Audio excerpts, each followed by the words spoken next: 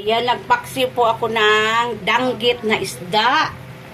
Yan, paborito ng mga Bisaya itong danggit na isda. Nilagyan ko ng sibuyas, bawang, luya, saka pamintang powder.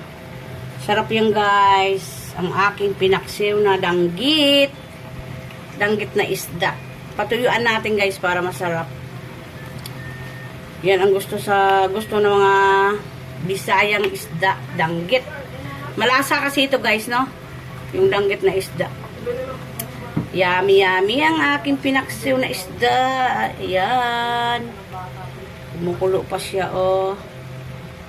Ayan. Ayan guys. Magprito naman tayo ng talong. Kaya mayroon pa akong bagoong dyan.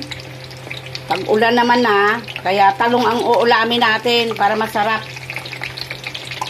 Bawal sa akin ang tuyo ngayon. Kaya sumasakit ang aking balakang. Yan, magprito tayo guys. Talong muna tayo guys. Yan. Ayan ang aking talong na pinirito. Tapos ayan ang aking pinaksiw na danggit. Hello, good evening sa lahat. Ito na po ang aming ulam ngayong gabi.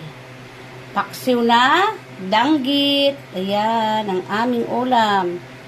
Tsaka ito, bagoong na naman guys. Tsaka talong. Yan, talong na pinirito na naman tayo. Kaya umuulan, masarap yung talong na pinirito. Tsaka bagoong. Ayan, yung bagoong partner sa talong, pwede partner din sa paksiw. Ganyan ako pag kumain guys. Yung paksiw, inaanuhan ko ng bagoong. Ayan guys, kainan na tayo. Yummy ang aming ulam. Kahapon nagsabaw ako nito, ngayon naman paksiw. Ayan, hanggang dyan na lang. Thank you so much sa inyong lahat. God bless.